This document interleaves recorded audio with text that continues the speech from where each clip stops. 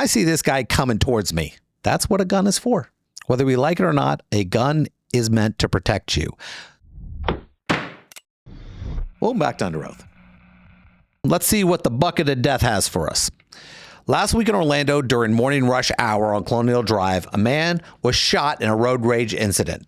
This took place in the middle of the road, surrounded by hundreds of cars and witnesses. Reports say that as traffic was stopped, the victim got out of his car and calmly approached the car behind him to ask the driver to stop tailgating. She immediately started screaming, pulled out a gun, shot him in the head. In this case, the shooter often claims self-defense. How does self-defense apply in such a public setting? What charges could she face? And how might witnesses' account shape this case? Ooh, the bad news.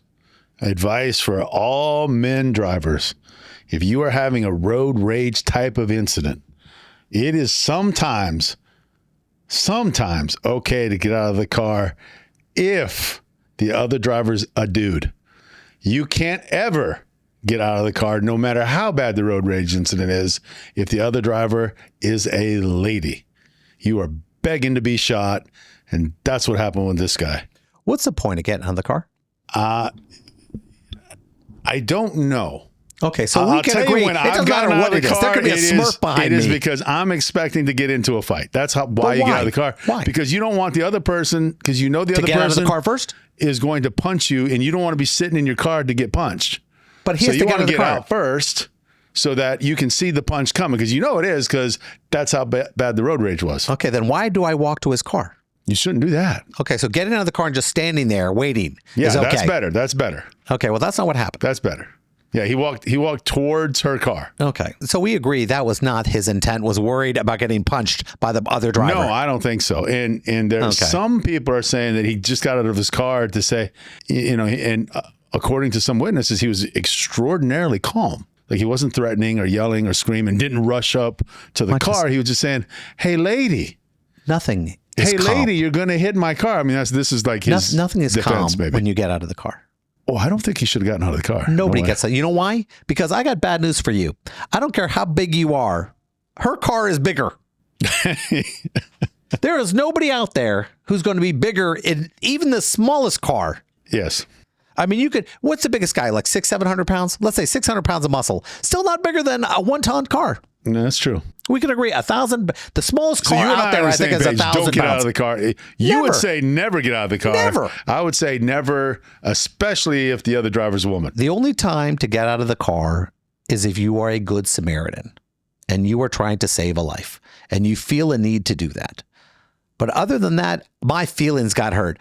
I'm bothered. I was scared she was going to hit me, so I got out of the car so she could actually hit me. I made it easier. I was afraid I was going to get hurt, so I made it easier to get hurt. We can agree the only reason you get out of the car is because you're angry. You're trying to prove a point. You believe you're in the right. I have to say something. I'm mad. I'm this. Every road rage, I'm going to tell you something about road rage. I've never seen anybody benefit from it. I've never seen once. I had road rage and I wound up getting $500 for it. Nobody has ever, I got a promotion. Nobody has ever benefited from road rage. There has never been an award. You know what? But they call it road rage because you lose your mind, your ability, That's what you lose. Govern yourself. You absolutely lose all ability to control yourself. Yes. You lose your mind. Yes. And guess what? You know what happens when you lose your mind? Bad stuff happens. Bad stuff. Almost always. Now, I'm the lady. I see this guy coming towards me. That's what a gun is for. Whether we like it or not, a gun is meant to protect you. Some dude bigger than me, unless let's say she was a big woman. I don't know. Let's say I don't know. Let's say she was like a 500-pound bodybuilder and this guy weighed 120 pounds, soaking wet. Yeah. Even then you might go, but here's the thing, deadly force, and give the definition of deadly force for our listeners. You mean the definition of when you can use it? Yeah, you're allowed to use deadly force when you fear either imminent harm to yourself or to others. Imminent, serious harm. Okay, big dude coming at me. Yeah, you don't have to be armed necessarily to have a imminent fear of serious bodily injury. Why is this guy coming out of his car, gets out of his car and he's coming towards me? Why is he doing that? And she obviously had a gun on her. Now, I haven't heard anything about the gun, whether she was licensed to carry or not, or whether in Florida you might not be licensed to carry anymore, right? You don't have to have a license anymore. And even when you did have to have a concealed carry permit, you were allowed to carry one in your car. Yeah. It would have to be without a permit now. It would have to be a step or two away from being able to be what they call readily fired. So she would have to put the clip in, take the safety off, take it out of a glove box, something like that. So you can't just grab it and fire.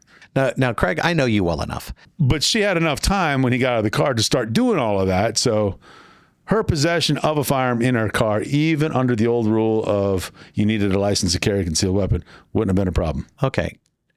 Now, I know you. You should, after all this I know stuff. you. And I have a feeling if somebody behind you started laying on that horn, probably before this incident, you might have got out of that truck. I would have seen who it was first. I'd have looked in the rearview mirror. And these guys were obviously road raging with each other. Let's say what I don't know what was happening. I'd look in the mirror, and if it was a lady, c'est la vie. Okay, let's say it's a dude. Let's say it's a dude. Then I might get out. A small dude. Well, how small? Because I don't want to be a bully either. I mean, if he's too small, he's like 5'1", 113 pounds. We have an attorney who works for us. That's the same as a lady. I can't get out. I can't kick his ass. I mean, the guy's got to be at least, fightable Let's size. say it was like my assistant, Jonathan. He's got like 100. You see Jonathan's big head in the distance. No, because you might have gotten out. No, I wouldn't have. You can't tell how big he is. Jonathan doesn't look threatening. Jonathan might be a 9th degree black belt in something. I don't know, but he doesn't look threatening. Let's say Chris Hunt got a big cowboy hat on in the car. You might have gotten out. Maybe. And you get out. Now, question is now, and this is everyone out there now, listen very carefully. Stay in the damn car. Yeah, I'll probably stay in the car now. Because you know what? And you know why we're going to stay in the car? Because that's what guns do. And I remember I had a gun case back in when we were doing. Yeah, I'm big enough where if I got out of the car, you could probably make a pretty good case. Yes. I had to shoot him. I could shoot you. I'd shoot you right now. You don't have to get out of the car. You don't have to get out of the car. You come at me with those big hands, Magilla gorilla hands, I'm in fear. Now, this is what happened. I actually had a criminal case, and this is how I won it. We tried to pick a jury, and it was a gun case where my client was an elderly man who pulled a gun on his contractor, and we couldn't get a jury to agree that they would not have found him guilty, before we even picked him, because it was a gun. And then finally I asked the question. I asked this question. I said, do me a favor, put your hand up if you want to be shot. I go, come on, anybody want to be shot? And nobody put their hands up. And I remember seeing this older lady. She was probably in her 80s, frail. I said, do you want to get shot? She goes, no. I asked this big dude who was like Craig's size. I said, do you want to get shot? No. I said, you know why? Because bullets don't discriminate. And what happened was this: a gun keeps people from doing things. If you pull a gun out on me, I don't care how in the right I am.